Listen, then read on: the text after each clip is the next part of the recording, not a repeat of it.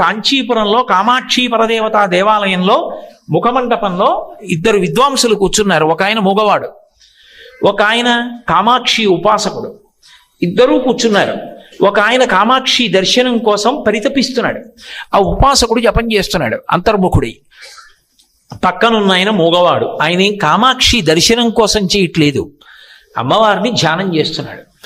అమ్మవారు కాలి మంజీరములు చప్పుడవుతూ ఉండగా అలా ముందు నుంచి నడిచి వెడుతోంది.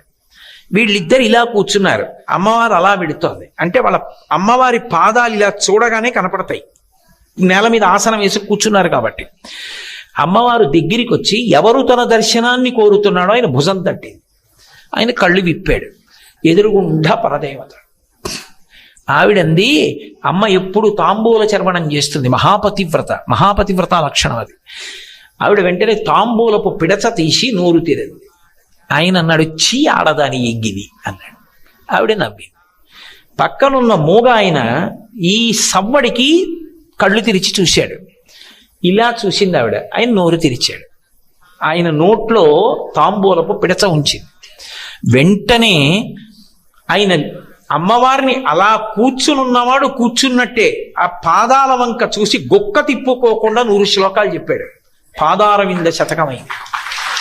అమ్మవారిని ఇలా చూశాడు, అటు నిలబడి ఉంది కదూ, ఇటు శ్లోకాలు చెప్తున్న వాడిని ఇలా క్రీగంట చూసింది. ఆవిడ కటాక్షం అంటారు, పొట్టి చూపు.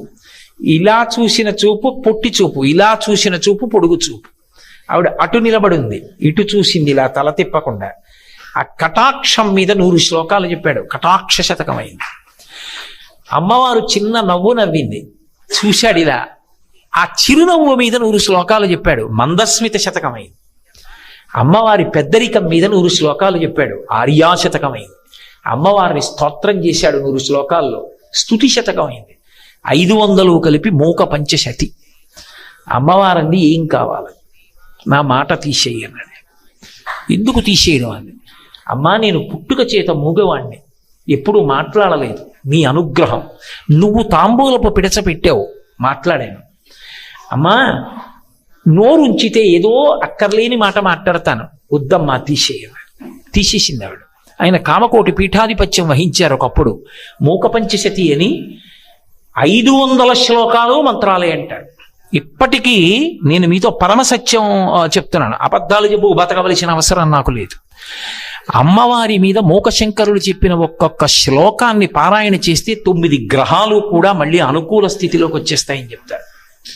అవి కూడా దుష్ట ఫలితాలు ఇవ్వడం ఆపేస్తాయి. అటువంటి శ్లోకాలు చేశారు. పరమాద్భుతం. మూక పంచశతి అమ్మవారి మీద ప్రసంగం చెయ్యాలి అంటే అమ్మవారి అనుగ్రహం ఉన్నవాడు తప్ప మాట్లాడడు. అంత శక్తివంతం మూక పంచశతి. పరదేవత అనుగ్రహించలా, ఆవిడ ఉన్నది అని నమ్మాడైన. అంతే, మహాతల్లి తాంబూలం పెట్టి అనుగ్రహించింది. ఒకనాడు కాళిదాస మహాకవిని, ఆయనకి ఏం తెలుసు, నిరక్షర కుక్షి ఒకప్పుడు. అటువంటి వాడికి భార్య చెప్పింది, సర్వమంగళ ఆవిడ పేరు, వెళ్ళి కాళికా దేవాలయంలో కూర్చో, అమ్మవారు వస్తుంది, నాలుక బయటపెట్టు, బీజాక్షరాలు రాస్తుంది, హఠం చెయ్యి, నాకు సరస్వతీ కటాక్షం కావాలని. ఆయనకి విద్య అనడం కూడా రాదు, ఇద్య అన్నాడు. లోపల కూర్చున్నాడు గుడిలో. అమ్మవారు వచ్చేసింది ఉజ్జయినిలో. నాకు ఇప్పటికీ ఆ ఉజ్జయిని వెడితే, ఆ కాళికా దేవాలయానికి వెడితే ఎంత ఆనందంగా ఉంటుందో. అబ్బా, ఇక్కడ కదా పరదేవత అనుగ్రహించింది కాళిదాస మహాకవిని అని. కాబట్టి అంతటి మహానుభావుడు విద్య కావాలి అంటే నాలుక బయట పెట్టమంది, కుంచకోల పెట్టే రంధ్రంలోంచి బయట పెట్టాడు. బయట పెడితే బీజాక్షరాలు రాసింది. ఆయన తలుపు తీశాడు. మేకలు తోలుకునే వ్యక్తి, ఉన్నది అమ్మ అని నమ్మాడంతే. ఆ నమ్మకం, అదే భక్తి. అది లేకుండా ఎన్ని తెచ్చితే రొట్టంతా ఆవిడ పాదాల మీద వేస్తే ఉపయోగం. గభీరే కాసారే విశితి విజనే ఘోర విపినే విశాలే శైలీ చ భ్రమతి కుసుమర్ధం జనమతి సమర్పీతి చేతస్సరసిజముమానాధభవతే సుఖేనా వస్తాతుం జనయ నజానాతి కిమహో అంటారు శంకర భగవత్పాదులు. ఎవడిదమ్మన్నాడు రా ఈ రొట్టంతా? అసలు ఉన్నాడని నమ్మడం మొదలు పెట్టరా. ఉన్నాడని నమ్మి మనఃపుష్పాన్ని సమర్పించు, నీ వెంట పరిగెడతాడు ఈశ్వరుడు అంటారు. నమ్మాడు మహానుభావుడు, అదొక్కటే ఆయనకున్నది. అంతే, బీజాక్షరాలు రాసింది. తలుపు తీశాడు, ఎదురుగుండా కనపడింది తల్లి. ఆయనకి పరదేవత తత్వం అంతా ప్రకాశించింది. అంతే, మాణిక్య వీణాం ఉపలాలయంతీం మదాలసాం మంజులమగ్విలాసాం మహేంద్ర నీలద్యుతి కోమలాంగీం మాతంగ కన్యాం మనసా స్మరామి చతుర్భుజే చంద్రకళావతంసే కుచోన్నతే కుంకుమరాగశౌణే పుండ్రేక్షు పాశాంకుశ పుష్పబాణహస్తే నమస్తే జగదేకమాతః అంటూ అమ్మవారిని ఆ శ్యామలాదండకంతో జై జననీ సుధా సముద్రం దహృజన్మణి దీప సంరూఢ బిల్వాటవీ మధ్యకల్పద్రుమా కల్ప కాదంబ కాంతార వాసప్రియే కృత్తి వాసప్రియే సర్వలోక ప్రియే సాదరారబ్ధ సంగీత సంభావనా సంభ్రమాలోక నీపస్రగాబద్ధ చూళీచనాదత్రికే సానుమత్పుత్రికే శేఖరీభూత శీతాంశురేకామయూఖావళీనగ్ధ సుస్నిగ్ధ నీలాలక శ్రేణి సంభావితే లోక సంభావితే అటు సర్వ ముద్రాత్మికే సర్వ వర్ణాత్మికే అని అక్షరాలన్నీ నీ స్వరూపమే అని అమ్మవారి యొక్క తత్వం అంతా చెప్పి దండక స్వరూపంతో స్తోత్రం చేశాడు. ఏమి తక్కువ శక్తిని ఇచ్చింది ఆ కాళిదాస మహాకవికి? ఇప్పటికీ పెద్దలు పరిహాసాస్పదంగా ఓ మాట చెప్తారంటే అంతటి వాడు లేడని కాదు దాని ఉద్దేశ్యం. అంటే కాళిదాస మహాకవి గొప్పతనం చెప్పడానికి ఓ మాట అంటారు. మనం పూజ చేసేటప్పుడు అనామిక అని ఒక వేలుని వాడతాం. ఆ అనామిక అంటే రెండో వేలు. ఆ వేలికి అనామిక అని పేరు ఎందుకు వచ్చింది అని అడిగారు. అడిగితే దానికి కారణం ఎందుకు వచ్చింది అంటే చాలా గొప్ప కవులెవరు అన్నారట. అనగానే కాళిదాసు అన్నారు. రెండో పేరు చెప్పండి అన్నారు. చెప్పడానికి ఇంకా కాళిదాసుతో సమానమైన పేరు కనపడలేదు కాబట్టి రెండో వేలు అడవడానికి అవకాశం లేకపోయింది. అందుకు నా వేలు అనామిక అయిపోయింది అన్నారు.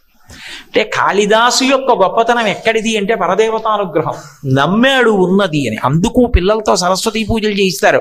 మన ప్రారంధం అంతా ఎక్కడొచ్చిందంటే అక్కర్లేని విషయాలు అన్నింటికీ పాఠశాలలు మూసేసే మనం సరస్వతీ పూజల రోజున సరస్వతీ పూజలు చేయిస్తున్నారు దేవాలయాల్లో, వెళ్ళండి అని చెప్పి ఒక పూట పాఠశాల కట్టరు. సంస్కారం ఎక్కడి నుంచి వస్తుంది పిల్లలకి?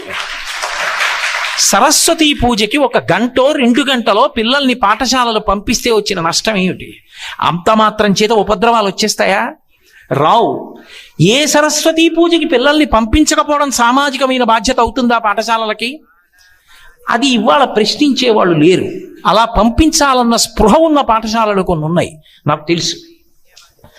కాబట్టి ఈ ఏడాది మేము కాకినాడలో సరస్వతీ పూజలు చేయిస్తే కొన్ని వేల మంది పిల్లలు రహదారి మీద వరకు నిలబడిపోతే అవతల పరీక్షకు వెళ్ళిపోవాలి వాళ్ళు పాపం అని ఎంత కంగారు పడిపోయి వేల మందిని కూర్చోపెట్టి ఆ పూజ గబగబా చేయించడం ఇష్టం ఉండదు. సరస్వతీ పూజ చేయించి అమ్మవారి తీర్థం ఇచ్చి పంపించడం ఎంత ప్రయాసైందో. సమాజంలో కొన్ని విషయాల పట్ల నిష్ఠ, దాని పట్ల కర్తవ్యత, దీక్ష కూడా పెద్దలందరికీ కూడా అవసరం అవుతుంది. ఎందుకంటే పిల్లలకి మనం నేర్పకపోతే సంస్కారం ఎక్కడి నుంచి వస్తుంది? దానికి అవసరం సరస్వతీ పూజ. కాబట్టి మహానుభావుడయ్యాడు. ఎంత గొప్పవాడయ్యాడు అంటే నేను అన్నాను కాబట్టి ఆపుకోలేక ఏదో 1-2 విషయాలు ప్రస్తావన చేస్తాను. కాళిదాసు భోజరాజు గారి దగ్గరికి వెళ్ళేటటువంటి సమయానికి ఏకసంతాగ్రాహి, ద్విసంతాగ్రాహి, త్రిసంతాగ్రాహి అని చెప్పి 3 ఉండేవారు. వాళ్ళు 3 చాలా చమత్కారం. ఎవరైనా వచ్చి కొత్తగా శ్లోకం చెప్పారనుకోండి, ఏకసంతాగ్రాహి వెంటనే పట్టుకుంటాడు. పట్టుకుని ఇది నువ్వు ఇప్పుడు చెప్తున్నట్లు, నువ్వు రచన చేసినట్టు చెప్తున్నావు, తప్పు, ఇంతకు ముందే రాశారని మళ్ళీ చెప్పేవాడు. ఎందుకంటే ఒకసారి విన్నాడు కదా. అసలు చెప్పిన ఆయన ఈయన చెప్తే 2 మాటలు వింటే చెప్పగలిగిన వాడు చెప్పేవాడు. 3 మాటలు అవగానే 3వ వాడు చెప్పేవాడు. సిగ్గుతో తలంచుకొని అవతల ఆయన వెళ్ళిపోయేవాడు. ఏ కవిని భోజరాజు దగ్గరికి వెళ్ళనిచ్చేవారు కాదు. కాళిదాసు అమ్మవారి యొక్క అనుగ్రహం ఉన్నవాడు. ఆయన కనిపెట్టాడు వీళ్ళెవరు వెళ్ళనివ్వట్లేదు భోజరాజు దగ్గరికి అసలైన వాళ్ళని అని. ఏది శ్లోకం చెప్పు చూస్తాం, రాజుగారి సభలో ప్రవేశపెట్టండి, రాజదర్శనం చేయించండి అని అడిగాడు ఏకసంతాగ్రాహిని. ఆయన అన్నాడు ఏది ఓ శ్లోకం చెప్పన్నాడు.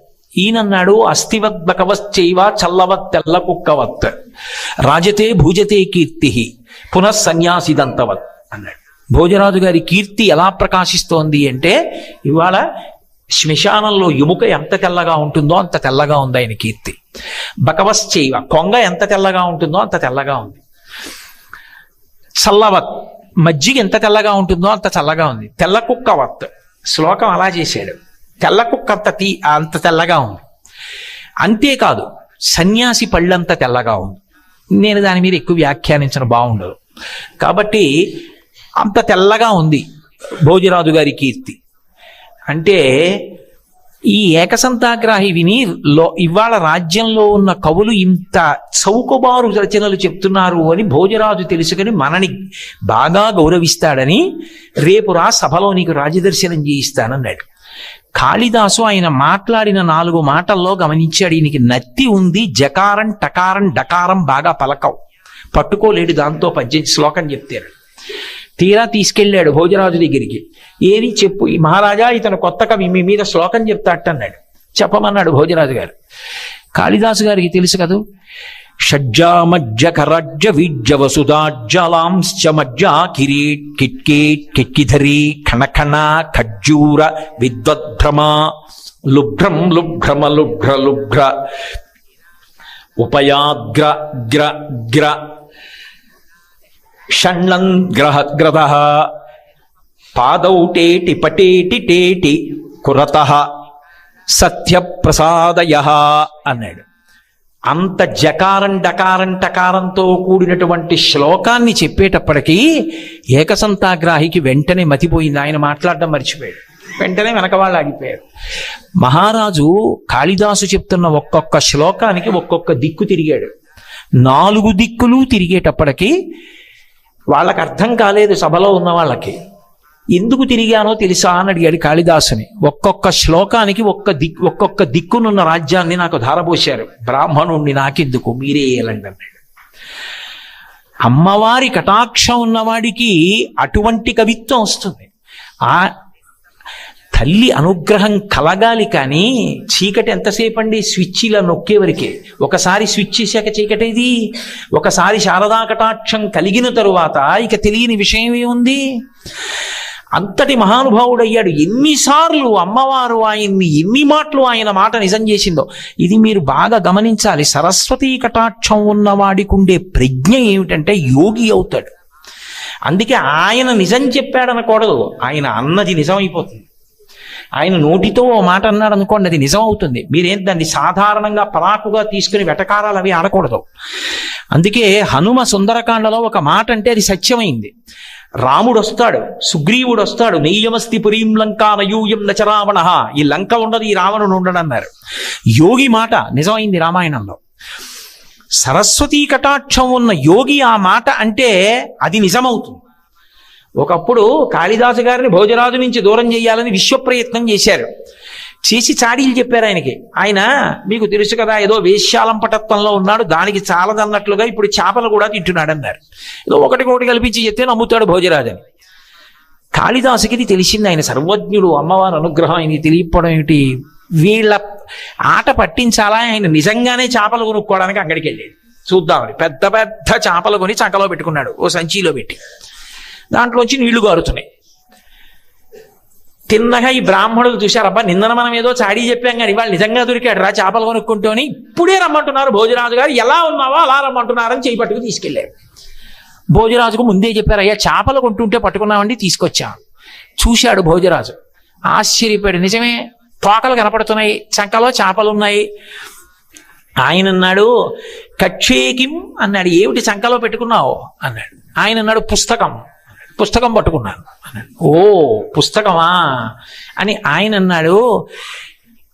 రసం కిం, అందులోంచి ఏదో ద్రవం ఊరుతోందే, ఏమిటది అని అడిగాడు. నీళ్లు గారుతున్నాయి చేపల్లోంచి, ఏమిటవి అన్నాడు. అంటే కావ్యార్థ సారోదకం, అది కావ్యంలో ఉన్నటువంటి సారం అలా కారుతోంది మహారాజా. ఓ గంధం కిం, ఏదో వాసన వస్తోంది, ఏమిటది అన్నాడు. మహారామరావణ సంగ్రామ రంగోద్భవం, రామరావణుల మధ్య యుద్ధం జరిగినప్పుడు ఆ యుద్ధ భూమిలో పైకి లేచిన దుమ్ము యొక్క వాసన మహారాజా అన్నాడు. ఓహో పుచ్చక్కిం, అదే తోక కనపడుతోందే అన్నాడు. ఆయన అన్నాడు, తాళపత్ర రచితం, తాళపత్రాల మీద రచింపబడినటువంటి పుస్తకం ఇది అన్నాడు. ఆహా ఏం పుస్తకం అన్నాడు. కిం పుస్తకం, ఏం పుస్తకం అంటే ఆయన అన్నాడు, హే రాజన్, భూసుర దైవతైశ్చ పఠితం రామాయణం పుస్తకం. భూసురులు, బ్రాహ్మణులు, దేవతలు కూడా చదివే పుస్తకం రామాయణం ఇది అన్నాడు. ఓహో అలాగా, ఏది అన్నాడు. ఇలా తీసి చూపించాడు. తాళపత్ర గ్రంథాలతో రామాయణ గ్రంథమైంది. సరస్వతి కటాక్షం అంటే యోగిపుంగా ఉండి చేస్తుంది. ఆయన నోటి వెంట అలవోకగా వచ్చిన మాట సత్యమైపోతుంది. అంత తత్వం ప్రకాశిస్తుంది. అదేం మాటలు కాదు సరస్వతీ కటాక్షం. ఇందుకు శంకర భగవత్పాదులు వెంపర్లాడారు, నా దేశానికి సరస్వతీ కటాక్షం కావాలని. మీరు పెద్ద మనసున్న ఎవరైనా సరే ఇదే కోరారు దేశానికి. రవీంద్రనాథ్ ఠాగూర్ విశ్వకవి, సాహిత్యానికి నోబెల్ ప్రైజ్ పొందిన ఏకైక వ్యక్తి. అటువంటి మహానుభావుడు కూడా where the mind is without fear and the head is held high, where the world has not been broken up into fragments by narrow domestic walls to the my country అని ప్రార్థన చేశాడు. సరస్వతీ కటాక్షాన్నే ప్రార్థన చేశారు మహాత్ములందరూ కూడా. అందుకే ఆ సరస్వతీ కటాక్షం మనిషిని ఎంత స్థాయిలోనైనా నిలబెడుతుంది. ఆ అనుగ్రహం కలిగిన తరువాత ఇక తడువుకోవడానికి ఏమీ ఉండదు. ఆవిడ అనుగ్రహం వస్తే ఎలా వస్తుంది అంటే ఉప్పిన వస్తే ఎలా వస్తుందో అలా వస్తుంది. అందుకే రామకృష్ణ పరమహంస అంటారు, వైరాగ్యం వస్తే పెద్ద ప్రవాహంలా వస్తుంది తప్ప బొట్టు బొట్టు నీళ్ళలా రాదంటారు. సరస్వతీ కటాక్షం వచ్చినా అంతే తప్ప బొట్టు బొట్టు సరస్వతీ కటాక్షాలు ఉండవు.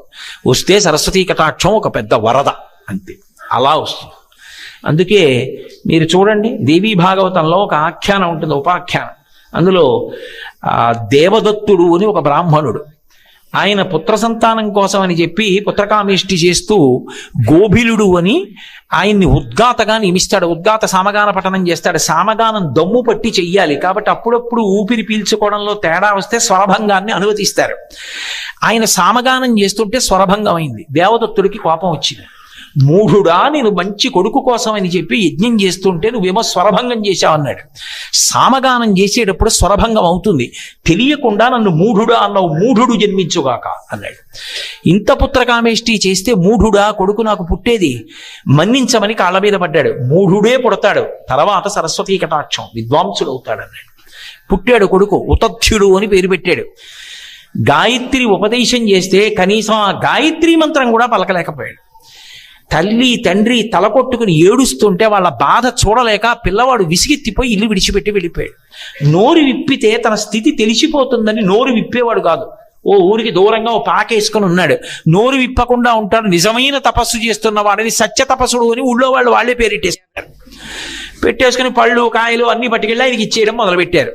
మౌనంగా కూర్చునేవాడు. నోరు విప్పితే తెలిసిపోతుంది. ఏదో వచ్చిన వాటిల్లో తింటుండేవాడు, కళ్ళు మూసుకు కూర్చునేవాడు. ఆయన తలుచుకోవడానికి పాపం ఆయనకి ఏం తెలిసినా ఆయనకి ఏం తెలియదు. కానీ తెలిసో తెలియకో నిప్పు ముట్టుకుంటే ఊరుకుంటుందా? ఒక రోజున అడవి పందిని వేటగాడు తరువుకొచ్చాడు. దానికి మర్మస్థానంలో బాణం గుచ్చుకుంది, రక్తం ఓడిపోతోంది, ప్రాణాలు కడంటిపోతున్నాయి. ఈయన కూర్చున్న పాకలోకి తోసుకొచ్చింది. ఆయన ఏదో పరధ్యానంగా కూర్చున్నాడు. నెత్తురు కారిపోతూ నోరు తెరుచుకుని ఆర్తితో ఆ పంది పరిగెత్తుకొచ్చి ఎదురుగుండా నిలబడింది. దాన్ని చూడగానే అప్రయత్నంగా ఐ అన్నాడు. అంత దృష్టి కేంద్రీకరించి ఒక్కసారి ఆ బీజాక్షరం పలికాడు. అది సారస్వత బీజం. అంతే, సరస్వతీ కటాక్షం వచ్చింది ఒక్కసారి. ఎందుకని అంత దృష్టిని నిలబెట్టి అన్నాడు. అనేటప్పటికి వచ్చింది సరస్వతీ కటాక్షం. ఆ పంది పక్క నుంచి అలా వెనక్కి వెళ్ళింది. వేటగాడు వచ్చాడు. అయ్యా, నేను పందిని వేటాడాను, నా భార్యా బిడ్డలు దాన్ని తినాలి, అది ఇలా ఏమైనా వెళ్ళిందా అన్నాడు. ఎంత సరస్వతీ కటాక్షమో తెలుసా? అది కేవలం శ్లోకాలు చెప్పడం కాదు, ఉపన్యాసాలు చెప్పడం కాదు, తత్వం అంతా అర్థమైపోయింది. ఇప్పుడు నేను పంది ఇటు వెళ్ళింది అంటే చంపేస్తాడు, నాకు తెలియదు అంటే అబద్ధం ఆడిన దోషం వస్తుంది. అబద్ధం ఆడానా కాదు, ఒక ప్రాణాన్ని నిలబెట్టానా లేదా ప్రధానం. కాబట్టి ఆ సత్యం ముందు ఈ అసత్యం నిలబడదు. కాబట్టి నేను ఆ ప్రాణిని రక్షించడం ప్రథమ కర్తవ్యం. అందుకని రక్షించడానికి ఇప్పుడు నేను అబద్ధం ఆడతాను అని యాపశ్యతి నిసాబ్రూతే యాబ్రూతే సనపశ్యతి అహో వ్యాధ స్వకార్యార్థిం కిం పృచ్యసి పునః పునః అన్నాడు.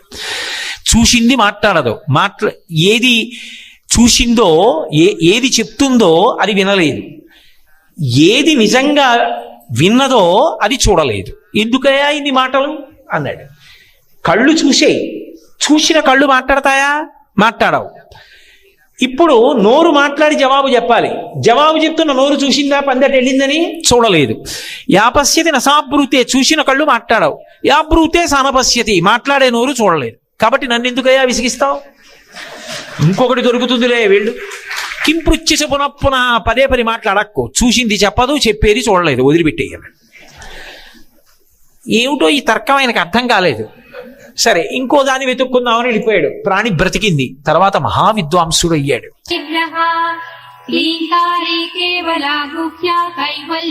ఒక్క అక్షరం తెలిసో తెలియకో ఆవిడ అనుగ్రహానికి సంబంధించిన బీజాక్షరం పలకడం ఆయన యొక్క వైభవానికి అంత విద్వాంసుడవడానికి కారణమైంది. అందుకే ఆమె యందు ఆ బుద్ధి కలిగిన వాడు ఎవరుంటాడో వాడికి సరస్వతి ప్రవాహం కింద వస్తుంది.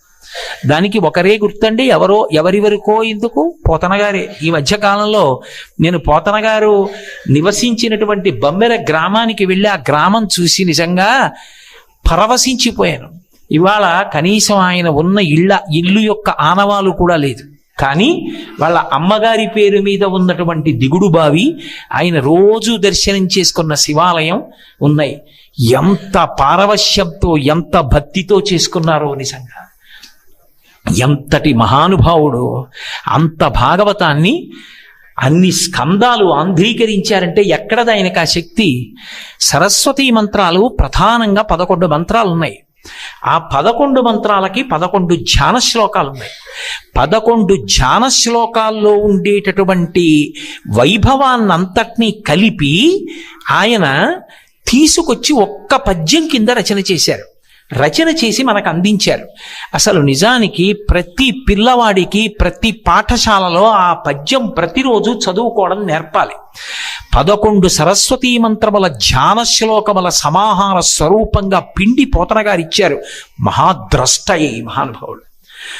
శారద నీరదిందు ఘనసార పటీరమరాళ మల్లికాహార తుషార భేద రజతాచలకాశ ఫణీష కుంద మందార సుధాపయోధి శిత తామర సామర వాహిని శుభాకారత నొప్పు నిన్ను మది కానగనెన్నడు కల్గు భారతి అంటారు.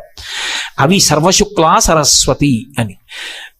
పోతన గారు చేసినటువంటి ధ్యానానికి అమ్మవారు ఎంత అనుగ్రహించింది అంటే ఏ మామూలు ఆంధ్రీకరణ కాదు పోతన గారిది. పైకి ఒకలా కనపడుతుంది, లోపల గొప్ప శక్తి.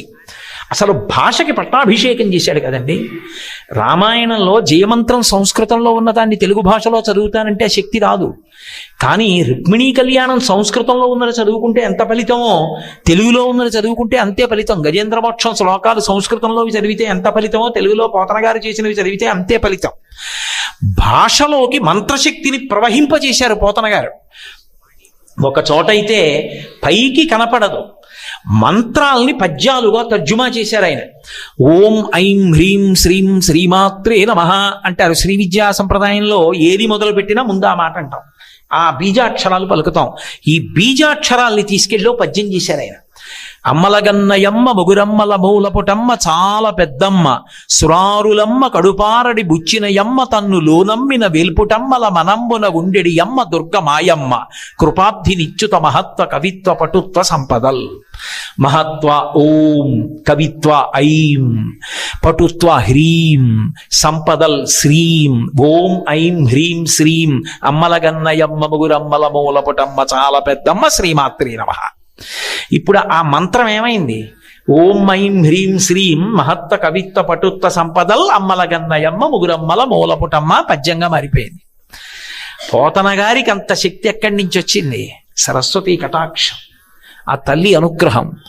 ఆయన చేత తెలుగు భాషకే గౌరవం తెచ్చారు మహానుభావుడు పోతన గారు.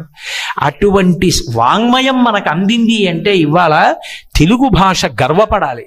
తెలుగువాడిగా పుట్టిన ప్రతివాడు నన్నయ్య, తిక్కన, ఎర్రాప్రగడ, పోతన గారులను చూసుకుని మురిసిపోవాలి. అటువంటి మహానుభావులు, భాషకి గౌరవం తెచ్చినటువంటి వాళ్ళు. దానికి కారణం సరస్వతీ కటాక్షం. సరస్వతీ కటాక్షం కలిగి తరించడమే అంత గొప్పదైతే, సరస్వతీ కటాక్షంతో 10 మంది మనసులు మారేటట్టుగా మాట్లాడగలిగినటువంటి వాగ్వైభవం కలగాలంటే, హృదయమునందు ఎంత సంస్కార వైభవం ఉన్నవాడైతే మాటకంత శక్తి వస్తుందో శంకరాచార్యుల వారు సౌందర్యలహరిలో చెప్తారు. 15వ శ్లోకం అనుకుంటాను, నాకు సరిగ్గా జ్ఞాపకం ఉంటే. శరజ్యోత్స్నా శుద్ధాం శశియుత జటాజూట శరజ్యోత్స్నా శుద్ధాం శశియుత జటాజూటవతనాం అని ఆ శ్లోకంలో వరత్రా సత్రాణ స్ఫటిక ఘటికా పుస్తకరాం సకృన్నత్వా నత్వా కథ వివసతాం సన్నిధతతే మధుక్షీరద్రాక్షా మధురి మధురీణా ఫణితయః అంటారు. శరజ్యోత్స్నా శుద్ధాం శశియుత జటాజూటమకుటాం. పరమాద్భుతమైన శ్లోకం. శంకరులకి శారద ఆ పేరంటే ప్రాణం. చిత్రం ఏమిటంటే ఈ శ్లోకం పిల్లలకి చెప్పవలసిన శ్లోకం. కనీసంలో కనీసం మన కర్తవ్యం ఏమిటంటే భోజనం చేసేటప్పుడైనా పిల్లలతో ఈ శ్లోకం చెప్పి ఇది ఎవరు చెప్పు అని చెప్పాలి. మనకి తెలియకుండా మనని ధ్యానం చేయిస్తారు శంకరాచార్యులు వారు. అది ఆయన ప్రజ్ఞ. ఈ శ్లోకంలో ఎక్కడ శారద అన్న మాట వాడరు. శరజ్యోత్స్నా శుద్ధాం శశియుత జటాజూటమకుటాం. ఆ తల్లి గురించి చెప్తూ శరత్కాలములో ఉండేటటువంటి జ్యోత్స్న, జ్యోత్స్న అంటే చంద్రబింబం, ఎంత తెల్లగా ఉంటుందో అంత తెల్లటి వర్ణము కలిగినటువంటిది. శరజ్యోత్స్నా శుద్ధాం శశియుత జటాజూటమకుటాం. చంద్రబింబం తదియనాటి చంద్రరేఖ వాళ్ళు అలా పెడుతుంటే ఆకాశంలో కనపడుతోంది. తదియనాడు ఉండేటటువంటి సన్నటి చంద్రరేఖ ప్రయత్నపూర్వకంగా చూస్తేనే కనబడుతుంది. అవ్యక్త రేఖామివ చంద్రరేఖాం పాంసు ప్రసిద్ధామివ హేమ రేఖాం క్షత ప్రరూఢామివ బాణరేఖాం వాయు ప్రభిన్నామివ మేఘరేఖాం అంటారు వాల్మీకి మహర్షి. ప్రయత్నపూర్వకంగా చూస్తే ఆకాశంలో కనపడేటటువంటి తదియనాటి చంద్రరేఖ ఎలా ఉంటుందో అటువంటి చంద్రరేఖని కిరీటంలో ధరించి ఉంటుంది. ఎవరు? శారద. అదే చంద్రరేఖని పరమశివుడు ధరిస్తాడు, అందుకే చంద్రమౌళీశ్వర. అదే చంద్రరేఖని బాలాత్రిపుర సుందరి అమ్మవారు ధరిస్తుంది. అదే చంద్రరేఖని కామాక్షి పరదేవత ధరిస్తుంది. కాబట్టి శరజ్యోత్స్నా శుద్ధాం శశియుత జటాజూటమకుటాం. పరమశివుడు కిరీటం పెట్టుకోడు, అందుకే రుద్రాధ్యాయం యజుర్వేదంలో ఆయన్ని కపర్దినీచ అని పిలుస్తుంది. పెద్ద జటల ముడి వేసుకుని ఉంటాడు, అదే ఆయన కిరీటం. ఇక మళ్ళీ స్వర్ణ కిరీటం ఒకటి పెట్టుకుని కనపడ్డాం అంటే ఒకానొక రూపంలో అలా కనపడతాడు. కానీ సాధారణంగా ఆయన జటలే ఆయనకి చుట్టుకున్నప్పుడు కిరీటంగా ఉంటాయి. అలా కపర్ది అని ఆ జటలు కిరీటంగా ఉన్నటువంటి శివస్వరూపాన్ని మనసులో ధ్యానం చేసి తీర్థయాత్రకు బయలుదేరితే ఎటువంటి ప్రతిబంధకాలు లేకుండా యాత్ర పూర్తవుతుంది అని. అటువంటి కపర్దీ స్వరూపంలో శివుడు కట్టుకుంటాడు జటాజూటం. తెల్లటి చంద్రరేఖ పెట్టుకుంటాడు. తెల్ల సితవపుహు, తెల్లటి శరీరంతో ఉంటాడు, అందుకే స్ఫటిక మణినిభం. సరస్వతీదేవి ముమ్మూర్తులా అలాగే ఉంటుంది శారద.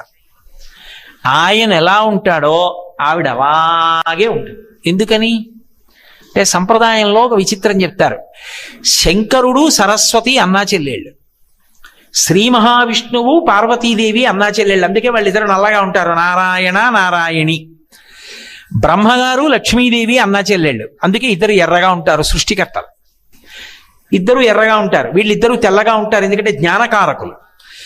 శంకరుడు ఎలా ఉంటాడో అమ్మవారు అలాగే ఉంటుంది. చంద్రమౌళీశ్వర ఎలా ఉంటాడో శారద అలాగే ఉంటుంది.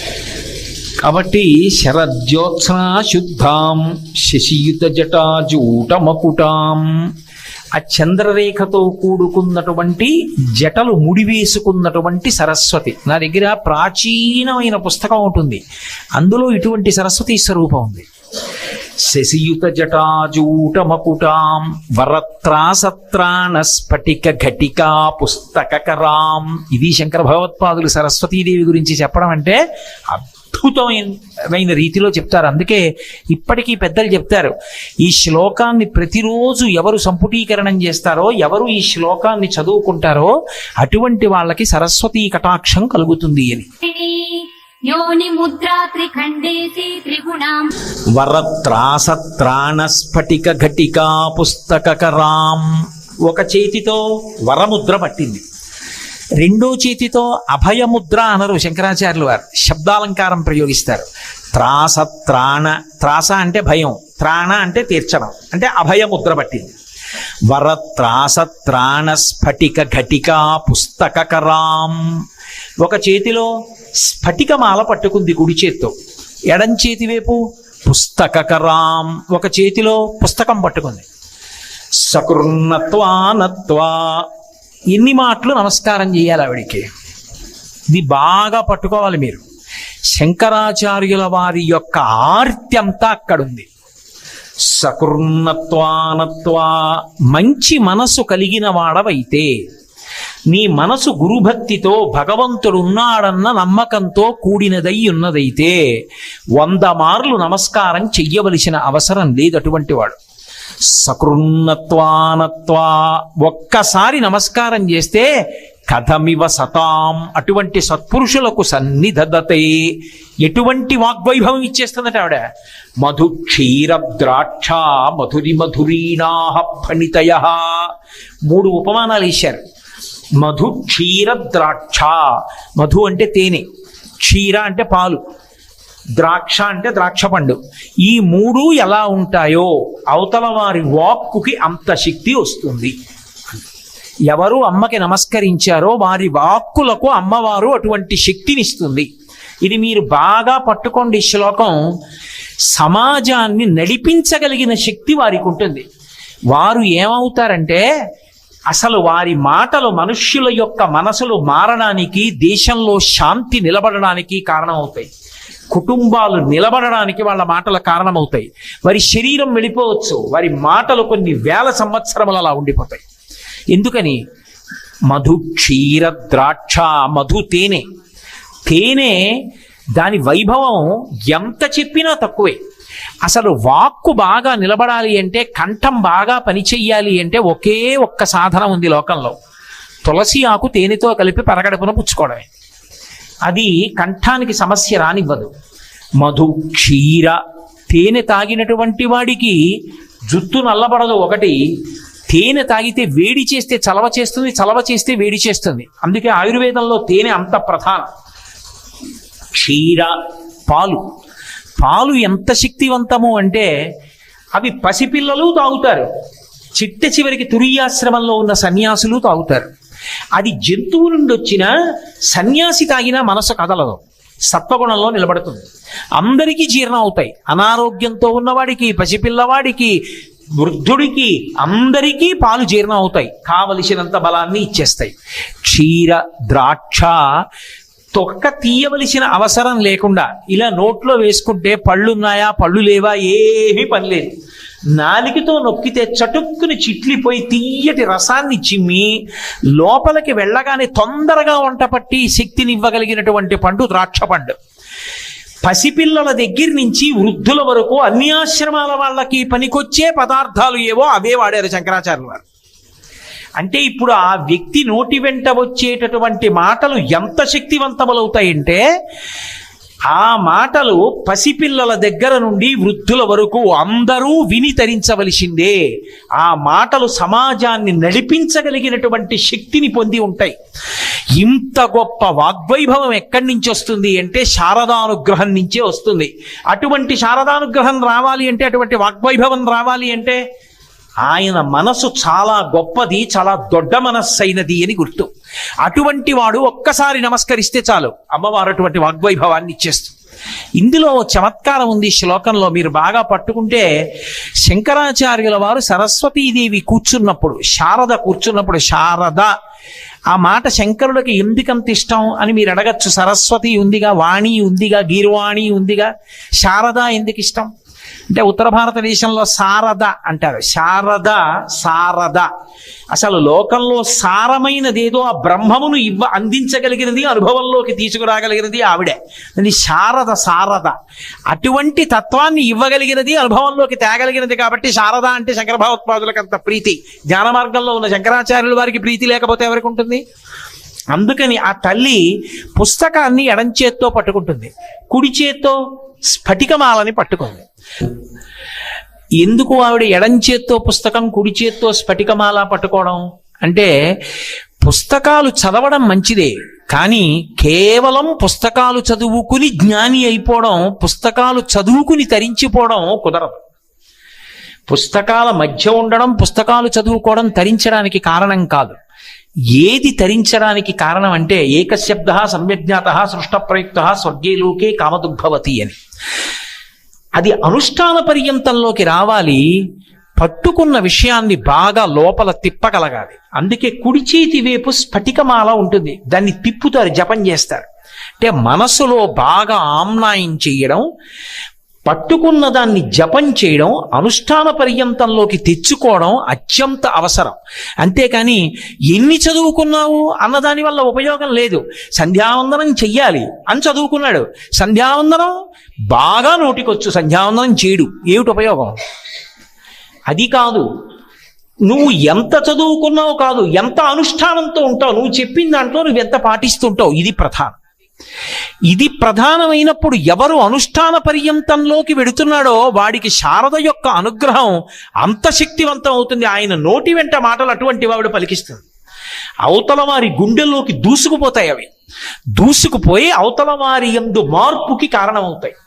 కాబట్టి మధుక్షీరద్రాక్ష మధురి మధురీణాః ఫణితయః, ఇటువంటి వాగ్వైభవాన్ని ఇవ్వగలిగిన శక్తి శారద నుండే ప్రసరించాలి. అంటే ఈ లోకంలో గురుమండల రూపిణిగా లోకంలో ఉన్నటువంటి వారిలోని చెడు గుణములు పోయేటట్టుగా మాట్లాడగలిగినటువంటి సమర్థత అనబడేటటువంటి విభూతిగా వ్యక్తులను ఆశ్రయించి ఉండేది ఆ తల్లే. ఇందులో మీరు ఒక ప్రధానమైన విషయాన్ని పట్టుకోవలసి ఉంటుంది. శంకరులు దీని మీద ప్రధానంగా శ్లోకం ఎందుకు చేశారంటే 10 మందికి చెప్పడం అలా ఉంచండి. మాట అన్నది లేనివాడెవరు మనుష్యుల్లో? ఉపన్యాసం చెప్పడం వదిలేయండి, ప్రబోధం చేయడం వదిలేయండి, ప్రవచనం చేయడం వదిలేయండి, అనుగ్రహ భాషణం చేయడం వదిలేయండి. మాట లేనివాడు లేడుగా. మాట అన్నది అందరికీ ఉందిగా, మనుష్యుడు అన్న వాళ్ళందరికీ మాట ఉంది. ఈ మాట పరా పశ్యంతి మధ్యమ వైఖరి అని 4 రూపాలుగా ఉంటుంది. లలితా సహస్రనామ స్తోత్రంలో చెప్తారు. ఇందులో పరా పశ్యంతి మధ్యమ ఈ 3 మానవ ప్రయత్నంతో కూడుకున్నవి కావు. ఇందులో ఒక చమత్కారం ఉంటుంది. అమ్మవారు ఎప్పుడైనా సరే కింద నుంచి పైకి వెడుతున్నప్పుడు స్థూలం నుంచి సూక్ష్మం అవుతుంది. మూలాధార చక్రం దగ్గర కదిలి సహస్రారం వైపుకి వెడుతోందనుకోండి, వెడుతున్నప్పుడు ఒక భూతం కన్నా ఒక భూతం సూక్ష్మభూతం అవుతుంది. మీకు ఒక ఉదాహరణ చెప్పాలంటే మూలాధారం దగ్గర ఆవిడ పృథివీ స్వరూపంతో ఉంటుంది. పృథివీ స్థూలభూతం, అది దాటింది అనుకోండి ఇక మెల్లిగా ఒకదానికన్నా ఒకటి సూక్ష్మభూతం అయిపోతాయి. నీరు, వాయువు, ఆకాశము అలా మారిపోతుంది. కానీ శబ్దం దగ్గరికి వచ్చేటప్పటికీ ఆవిడ సూక్ష్మ రూపంతో బయలుదేరి పైకొచ్చి స్థూల రూపాన్ని పొందుతుంది. అందుకే వైఖరి వాక్కు స్థూల రూపం, సూక్ష్మ రూపం పరావాక్. పరావాక్కులో మన ప్రయత్నం ఏముండదు. మనం పలకడానికి మనం ప్రయత్నం చేస్తే అది పలకదు. సహస్రారంలో ఆలోచన కదులుతుంది అంతే. అది మన ప్రయత్నంతో ఉండదు. పశ్యంతి అది కూడా అంతే. మధ్యమ అది కూడా అంతే. వైఖరి దగ్గరికి వచ్చేటప్పటికి ఏమవుతుందంటే 2 కొట్టుకోవాలి. 2 ఒకదానికొకటి తగిలితే తప్ప వైఖరి వాక్కు రాదు. 2 ఒకదానికొకటి తగిలితే ఆ వాక్కు పైకొస్తుంది. అదే స్వరపేటిక. అమ్మవారు ఒక్క మనుష్యుడికే కంఠంలో పెడుతుంది. అందుకే స్థూలభూతమై వాక్కు స్థూలమై వైఖరిగా వస్తుంది. అక్కడికి వచ్చేటప్పటికి మారుతుంది. శబ్దంగా వస్తే పైకొచ్చినప్పుడు స్థూలం. అమ్మవారు షట్చక్ర భేదనంలో కింద నుంచి పైకి వెళ్ళేటప్పుడు స్థూలం నుంచి సూక్ష్మం, వాక్కులో సూక్ష్మం నుంచి స్థూలం. ఇందులో ఒకదానికొకటి తగలాలి. వాయువు స్వరపేటిక దగ్గర తగలాలి. నాలుక ఎక్కడెక్కడ నొక్కితే అటువంటి అక్షరములు ఉత్పన్నమవుతాయో అక్కడక్కడ నొక్కాలి. ఇప్పుడు ఆలోచన కదిలింది, అది వాక్యంగా పైకి రావాలి. ఇప్పుడు వాక్యంగా పైకొచ్చేటప్పుడు ఏదో పదాలు అస్తవ్యస్తంగా అటు ఇటు పెట్టి వాక్య నిర్మాణం చేస్తే తాను ఏం చెప్పాలనుకుంటున్నాడన్నది అవతల వారికి అందచేయడం కష్టం. కానీ దానికి అనుగుణంగా మాటలు వరుస క్రమంలో పడిపోయి ఒకదాన్నొకటి పెట్టుకుని అది వాక్యం అయిపోయి ఆ వాక్యములో తన భావాన్ని పెట్టి అవతల వారికి ఆ వాక్యం అర్థమై దాని వలన యువతల వారి అభిప్రాయం అవతల వారికి తెలిసి అవతల వారిలోని అజ్ఞానం పోయేటట్టుగా మాట్లాడించాలి అంటే ఆ స్వరపేటికలో ఉండి వాయువు వెళ్ళి కొట్టుకుని తగిలి వాక్కుగా మారి పైకొస్తుంది. అప్పుడు నాలుక నొక్కుతుంది. నొక్కినప్పుడు ఒక్కొక్కసారి పంటిని నొక్కుతుంది, ఒక్కొక్కసారి పెదవుల్ని తగులుతుంది, ఒక్కొక్కసారి దవడ పైన తగులుతుంది. ఎక్కడ ఎప్పుడు ఎలా తగిలితే ఏ అక్షరం ఉత్పన్నమవుతుందో, ఏ అక్షరం వాడితే అక్కడ పదము ఆ అర్థాన్ని పట్టుకుని పైకొస్తుందో అంత గబగబా నాలుక కదిలి అక్షరములై, అక్షరములు పదములై, పదములు వాక్యములై, వాక్యములు భావాన్ని పట్టుకుని పైకి రావాలంటే లోపల అమ్మవారు నాలుక మీద తాండవం చేస్తే తప్ప అలా రాదు. అందుకని ఇప్పుడు ఏమైంది, ఆవిడ వైఖరి రూపాన్ని పొందింది, వాగ్రూపాన్ని పొందింది. అది అనుగ్రహ శక్తి. వాడు అమ్మవారి వాగ్దేవి రూపంతో ఆయనని అనుగ్రహిస్తోంది అని గుర్తు. అలా 10 మంది మనసు మారేటట్టుగా మాట్లాడగలిగాడు అంటే ఆయన వాగ్దేవి కటాక్షాన్ని పొందాడు అని గుర్తు. అదే తల్లి కింది స్థాయికి వచ్చేటప్పటికే అనుగ్రహాన్ని విడిచిపెట్టదు శారద. అందరినీ అనుగ్రహిస్తుంది. ఎలా? అందరూ మాట్లాడతారు, మాట్లాడలేని వాడు ఉండడు. ఇలా ఇక్కడ కూర్చుని నేనంటే ఏదో ఉపన్యాసం చెప్పా వచ్చిరాని మాటలు నాలా మీరు చెప్పలేకపోవచ్చు, లేదా నాకన్నా అద్భుతంగా చెప్పగలిగిన పండితులు ఈ సభలో ఉండి ఉండవచ్చు, లేదా మీ అందరు అటువంటి వారు అయి ఉండవచ్చు, వినయంతో కూర్చున్నారు. కానీ ఒకవేళ అలా చెప్పలేని వారున్నా మాట్లాడలేని వారు లేరు, మాట్లాడగలరు. ఆ మాట ఒక్కటి చాలు తరింప చేయడానికి. రామనామం పట్టుకున్నాడు అనుకోండి, ఎప్పుడూ శ్రీరామ శ్రీరామ శ్రీరామ శ్రీరామ శ్రీరామ శ్రీరామ అనుకోవడం అలవాటు. లేకపోతే శివ శివ శివ శివ శివ శివ శివ అనుకుంటూ ఉంటాడు. ఆయన చాలా ఆయన తరించిపోయాడు, అయిపోయింది అంతే. ఆయన ఈశ్వరుణ్ణి పొందేశాడు. ఎందుకంటే కలవు నామ సంకీర్తన, కలిలో భగవన్నామాన్ని పలకగలిగితే చాలు. కానీ అదే మనకి ప్రబల శత్రువు. ఆ స్వరపేటికని మనం దేనికి ఉపయోగిస్తున్నాం? భగవన్నామం పలకడానికి, మంచి మాటలు పలకడానికి ఎంతసేపు ఉపయోగిస్తున్నాం? 24 గంటల్లో. అక్కరలేనివి, పాపం మూట కట్టుకోవడానికి యోగ్యమైనవి ఎన్ని మాట్లాడుతున్నాం? అక్కడ ప్రమాదం వచ్చేస్తుంది. అందుకే వాక్కు 3గా విడిపోతుంది. విడిపోయినప్పుడు ఏమైపోతుందంటే జల్పం అని ఒకటవుతుంది, వాదన ఒకటవుతుంది, వితండం ఒకటవుతుంది. జల్పం అన్న మాటకు అర్థం ఏమిటంటే తన అభిప్రాయాన్ని సూటిగా పక్షపాతం లేకుండా నేను ఇలా అనుకుంటున్నానండి అని చెప్పడం. అది దోషం కాదు. ఆ అభిప్రాయం చెప్పడానికి ఒక అధికారం ఉంటుంది. అది చెప్తారు, ఇది నా అభిప్రాయం అని చెప్తారు. అది జల్పం అంటారంటే త్రికరణ శుద్ధిగా చెప్పిన మాట. ఇంకొకటి ఉంటుంది, అది వాదం అంటారు. వాదం అంటే అది దేనికి చెప్తారంటే అవతలవాడు దోషభూయిష్టంగా ఉంటే అనేక యుక్తుల చేత తను చెప్తున్న మాటని సమర్థిస్తూ అది నేను మంచి మాట చెప్తున్నాను అన్న మాట రాగద్వేషాలు లేకుండా లోపల నమ్మి అలా చెడిపోకయా, అలా వెళ్ళకూడదు, ఇలా ఉండు అని చెప్తారు. దాన్ని వాదం అంటారు. వితండం అని ఒకటి ఉంటుంది, అది దుర్వినియోగం చేయడం. వితండం అంటే ఏమిటంటే అవతలవాడు మంచి చెప్పినా కూడా అవతలవాడు చెడు చెప్పాడని నిరూపించడానికి ప్రయత్నం చేయడం. దాన్ని వితండం అంటారు. అందుకే వితండవాదన చేస్తున్నాడంటారు. వితండవాదన అంటే మంచిని చెడుగా చూపించే ప్రయత్నం. ఇక్కడ పతనం ఉంటుంది. ఇది వాగ్దేవీ కటాక్షాన్ని దుర్వినియోగం చేశాడు అంటారు. వైఖరి వాక్కు అమ్మవారిస్తే, అందుకే శంకరాచార్యులు వారు అవతార పరిసమాప్తి చేస్తున్నప్పుడు శిష్యులు వచ్చి అడిగారు, మీరు మహాసముద్రం అంత వాంగ్మయం ఇచ్చారు, ఇది ఎప్పటికి చదువుతాం మేము, మాకు సూక్ష్మంగా చెప్పండి, ఏం చేయమంటారన్నారు. ఆయన ఒకటే చెప్పారు, వేదో నిత్యమధీయతాం తదిదితం కర్మస్వనుష్ఠీయతాం. మీరు వేదాన్ని రోజు చదవండి, వినండి, అలా కర్మ చెయ్యండి. మీకు నోరు ఉంది కదా అని చెప్పి వితండం చెయ్యకండి. శృతి శిరపక్ష, మీరు ఎప్పుడూ కూడా వేదం ఏం చెప్పిందో దానినే సమర్థించి మాట్లాడండి తప్ప ఇతరమైన మాటలు మాట్లాడకండి. ఇది వేదము యొక్క హృదయం. ఎందుకని అంటే వాక్కు దోషభూయిష్టమైపోతుంది. మీరు ఏది పడితే దాన్ని సమర్థించి మాట్లాడారనుకోండి, వాక్కు దోషభూయిష్టం అవుతుంది. అందుకని మంచిని సమర్థించడానికి వాక్కును ఉపయోగించాలి. అందుకే సత్యం బ్రూయాత్ ప్రియం బ్రూయాత్ న బ్రూయాత్ సత్యమప్రియం ప్రియంచనానృతం బ్రూయాత్. వాక్కు మీద అన్ని నిబంధనలు పెట్టడానికి కారణం అందుకుంది. అది అమ్మవారి యొక్క గొప్ప అనుగ్రహం. ఇప్పుడు రామనామం పట్టుకున్నాడు, తరిచిపోయాడు. అందుకే హరునకు విభీషణనకు అద్రిజకున్ తిరుమంత్రరాజమై కరిగిన హల్యకున్ ద్రుపదకంజకునత్తి హరించు చుట్టమై బరగిన ఎట్టి నీ పతితాపావన నామము నాదు జిహ్వపై నిరంతరము నటింపచేయుమి కదాచరధీ కరుణాపయోనిధి అంటాడు. మంచిని మంచిగా మాట్లాడాడు, మంచిని మంచిగా సమర్థించాడు. చెడు మార్గాన్ని అలా వెళ్ళకరా అబ్బాయి, ఇలా ఉండు అని చెప్పాడు. ఇప్పుడు ఆయన తరించాడు. ఆయన అమ్మవారి అనుగ్రహాన్ని సద్వినియోగం చేసుకున్నాడు. ఇప్పుడు అమ్మవారు వాక్కిచ్చింది, అదే వాక్కుతో పెద్దల్ని అధిక్షేపించాడు. దేవాలయానికి వెళ్ళి కూర్చుని అత్తమామలకి వ్యతిరేకంగా మాట్లాడడం, తల్లిని తండ్రిని నిందించడం, అన్నదమ్ముల్ని నిందించడం, పెద్దల్ని నిందించడం, గురువుని నిందించడం, శాస్త్రాన్ని ధిక్కరించడం. ఇప్పుడు ఆయన వాక్యం ఎందుకు పనికొచ్చింది? ఇది గమ్మత్తు. ఈశ్వరుడు జోక్యం చేసుకోడు మనుష్య జన్మలో. బుద్ధినిచ్చి విడిచిపెడతాడు, నీ ఇష్టం వాడుకో. అది కూడా ఈశ్వర కటాక్షమే. మీరు ఎలా మాట్లాడినా ఊరుకుంటాడు, కానీ ఫలితాన్ని ఇవ్వడం మొదలు పెడతాడు ఒకప్పుడు. అప్పుడు ప్రమాదం వస్తుంది. ఎప్పుడో అప్పుడు ఇది వదలాలి కదండి. వదిలిన తర్వాత ఒక విషయం అడుగుతాడు, నీకు స్వరపేటికి ఇచ్చానుగా, వైఖరి వాక్కి ఇచ్చానుగా, మాట్లాడే శక్తిని ఇచ్చా, ఉపన్యాసం వదిలి మాట అన్నది ఇచ్చానా లేదా? 84 లక్షల జీవరాశులలో 83,99,999 జీవులకి నేను ఇవ్వలేదు.